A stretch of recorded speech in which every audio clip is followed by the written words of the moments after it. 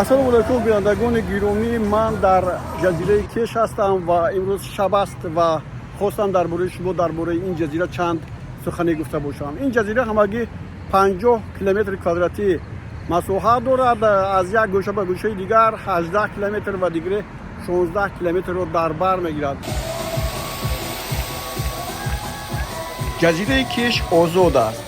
инҷо пӯшидани сару либос ба таври аврупоӣ иҷозат аст, ҳам барои эрониён, ҳам барои сайёҳоне ки инҷо меоянд. тантанаҳо ба таври олӣ доир мегарданд. ба хотири гардишгариро боз ҳам боло бардоштанд, аз ҳамин таҳримҳо даст кашидаанд.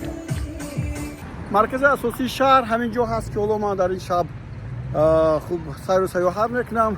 ҳаво хеле хуб аст барои истироҳати бо фароғат, гарм аст, баҳр хуб.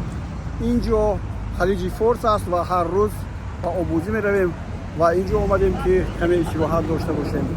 онҳое ки ба инҷо бо тариқи флайтеҷе меоянд хеле бардошти муфиди молиявӣ хоҳанд дошт, зеро ҳамагӣ бо $50 шумо як ҳафта инҷо метавонед ки истироҳат кунед. хуб, маркази шаҳр пур аз меҳмонхонаҳо, пур аз мағозаҳо, пур аз зебогӣ, пур аз ҷойҳое ки маҳз ба тамошои он ҷо шумо ҳам сафарбар мешавед.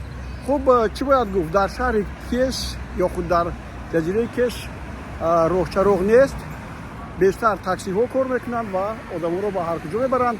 аз тарафи дигар дар ин ҷо мусофиркашҳои бузург фаъолият надоранд, зеро ҷазирадорӣ ё худ шаҳрдорӣ нагузоштааст ки автобусҳои калон дар ин ҷо ба сайёҳон хизмат расонанд, зеро ба рафти мошинаҳо халал мерасонидааст. аз тарафи дигар ҳаминро ҳам гуфтанӣ ҳастем ки маҳз тамошогарон ё худ ин ҷо гардишгарон ба ин ҷо меоянд ки хуб вақти холии худро хуб гузаронанд ва ҳаминро ҳам қайд карданӣ ҳастем ки баъд аз шарманшейх ва имороти муттаҳидаи араб ин мавзеъ дар ҷои сеюм дар аз нигоҳи истироҳатгоҳҳо хоҳад буд.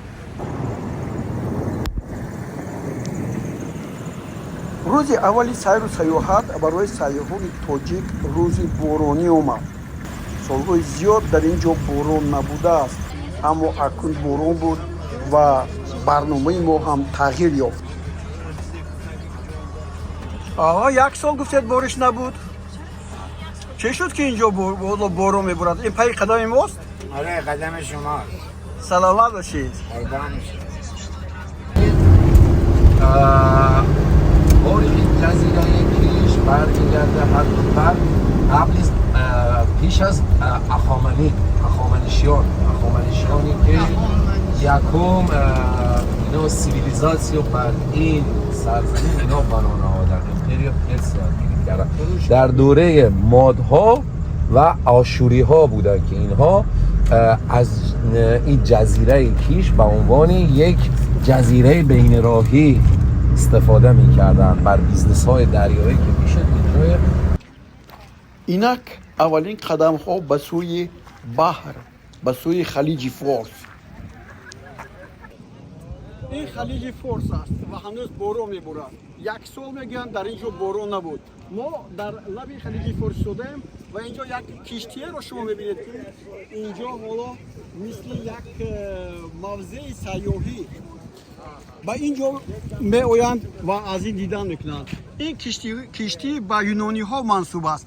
وقتی که یونانی ها به اینجا آمدند راه گم زدند، چون که چراغک های راه بلد نبود و از این رو خواستند چند مرتبه که این کشتی را جایش را تغییر دهند ببرند به یونان. اصلا مولی شوتلندیا بوده است، ولی از چی باشد که بردنش خیلی هم گران بود و از این رو این کشتی را سوزاندند تا که فارس ها این کشتی را به منفعت خود استفاده نبرند و از همان گوییم نه تنها تجهیزاتش بلکه از تاریخ آن، از پیشروی آن برخوردار شده باشند. از روی بعضی قصه ها اینجا میگن که بعد چند سال دیگر این کشتی شاید زیر آب موند، اما حکومت جمهوری اسلامی ایران به قرار آمده است که این کشتی را با یکی از завод ё худ яке аз корхонаҳои оҳанбарорӣ бидиҳад, то онро коркар кунанд ва ба ҷои дигар баранд. ана ҳамин буд таърихе аз ин киштие ки ҳоло истодааст. шояд дигар сайёҳоне ки баъди чандин солҳо меоянд ин киштиро набинанд. дар ҷазираи кеш ягон растаниҳои полезӣ намерӯянд. дарахтони мевадиҳанда ҳам ин ҷо инкишоф намеёбанд, зеро рег аст ва он имкон намедиҳад ки аз ин ҷо ҳосиле ба даст ояд. ҳамаи маҳсулот, хӯрокворӣ ва он чизҳое ки ба ҷазираи киш зарурат дорад аз дигар шаҳрҳои эрон оварда мешаванд. сари роҳ мо ба нахустин масҷид дар ҷазираи киш рӯбарӯ шудем ва вориди он ҳам гардидем. ин як масҷиде ҳаст ки дар нанадеҳа қарор дорад ва ҳама инҷо аз сунниҳо буданд ки инҷо зиндагӣ мекарданд дар замони пеш ва ин масҷид аз ҳамонҳо ёдгор мондааст. инҷо аз зери замин об мебароварданд. хуб фонусҳо ҳам инҷо ҷой доранд, чунки дар ин ҷо ҳамагӣ тақрибан ҳудуди 5 деҳае буду дигар не. масҷиди боғу аст, ин ҳамон нанабоғу, яъне шояд боғ ҳамон боғ аз ҳамин ҷо ҳам бошад ки боғу мегуфтанд. тарҳи ин масҷид манзури шумост ва гузаштаро ба ёд меорад. солҳои пеш дар ин ҷо арабҳо ҳам зиндагӣ карданд, аз худ таърихе ҳам боқӣ гузоштанд. ҳоло дар ҷазираи киш 50 000 аҳолӣ зиндагӣ мекунад, ки аз он ҳамагӣ 10 000-аш сокинони маҳаллӣ ҳастанду халос. дигарон барои хизмат ба ин ҷо омаданд. хизмат мекунанд ба он сайёҳоне ки ин ҷо меоянд ва шумораашон сол ба сол меафзояд.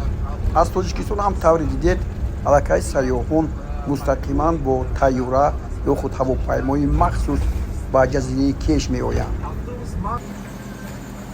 мо ба осорхонаи қадимае омадем. ин осорхона аз гузаштаю имрӯз ҳикоят мекунад ва бодгир ҳам ном дорад.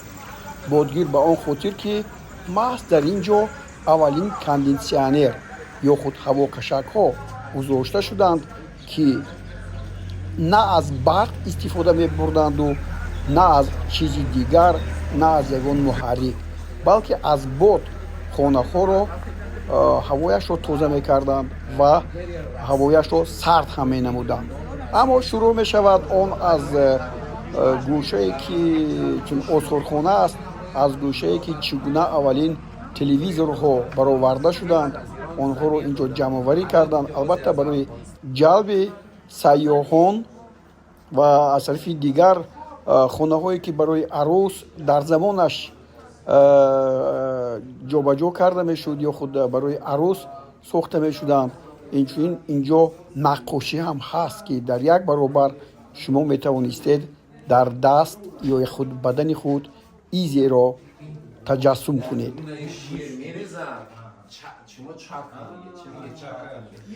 ҳамаи асбобу ускунат аз давраи исмоили кишӣ ки яке аз аввалин сокинони ин ҷазира буд ба мо расидаанд.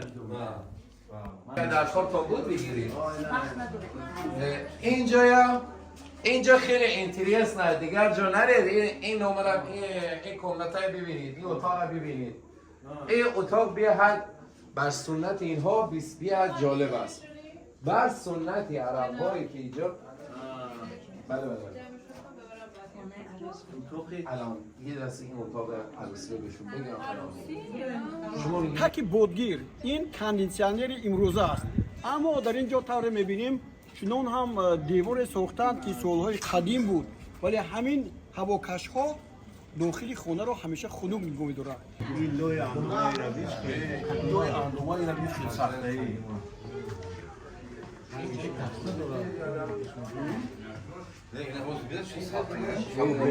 این همون شما رئیس در ایران این شکل خنکونی را در مکانهایی که زیاده از 50 درجه گرم میشوند استفاده میکنند و به یگان برق و به یگان چیز دیگر. ما دوستان گرامی در جایی ایستادیم که سیاحانی که از تاجیکستان میآیند اینجا حتما میآیند. اینجا کورز شهری جزیره کش است که محض در از همین جا با دیگر دولت‌ها در سالهای کهن آب فرستاده میشد. آب فرستاده میشد به کدام خاطر؟ اینجا دو طبقه گوییم جای کورز یا خود جایی هست که آب ذخیره میشد و از باران‌ها آن آب گرفته میشد و مردم از آن آب آشامیدنی استفاده می‌بردند. بله 2000 سال پیش این کورز رو بنیاد کردند و طوری من با شما گفتم از اینجا حتی صادرات آب به دیگر کشورهای عربی هم به راه مانده شده بود. بله تاریخ ایران زمین چنین کورزهای زیادی دارند، زیرا اینجا هم در بسیاری از شهرهایش هنوز گرمی زیادی هست که آنجا آب نمیرسد. حتی امروز سخن درباره کوچولیدن پایتخت این مملکت از شهر تهران به دیگر شهر هم به میان گذاشته شده است. حالا اینجا امکان پیدا شد که ما با دست سقف آن را لمس کنیم و ببینید این ریگ است، مثل سیمنت، مثل سنگ است که زیر آن را کوفتند و در حقیقت سنگ هم هست. بیش از 10 دقیقه است که من زیر این کورز میگردم تا هنوز به بیرون نآمدم. چرا که بسیار بزرگ است و از آبانبارها، از کولهای گوناگون که شمارهشان به 14 عدد میرسد همین طور سیر میکنم. سیاحان تاجیکستانی هم وقتی به اینجا میآیند همین جای را حتما میبینند، به دیدن این جای میآیند زیرا این تاریخ است.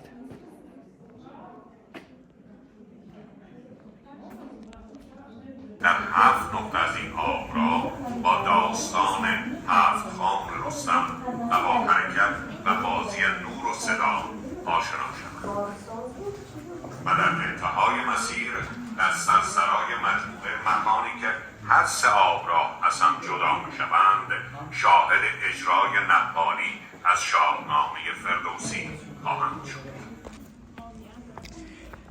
اینجا دوستان گرامی آخرین نقطه هست که چقوری این حوض به 14 متر میرسد. از اینجا آب بعد اومدنش جاری می شود.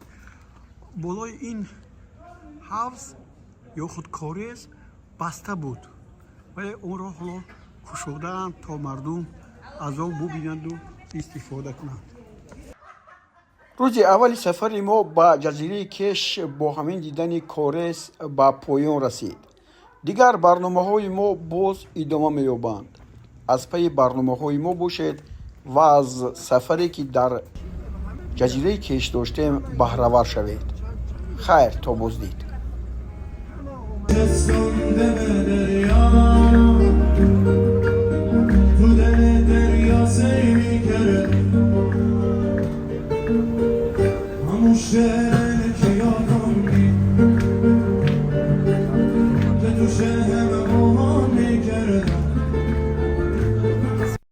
درد پای، میان، موشک و ریوماتیسم شما را ناراحت می کند.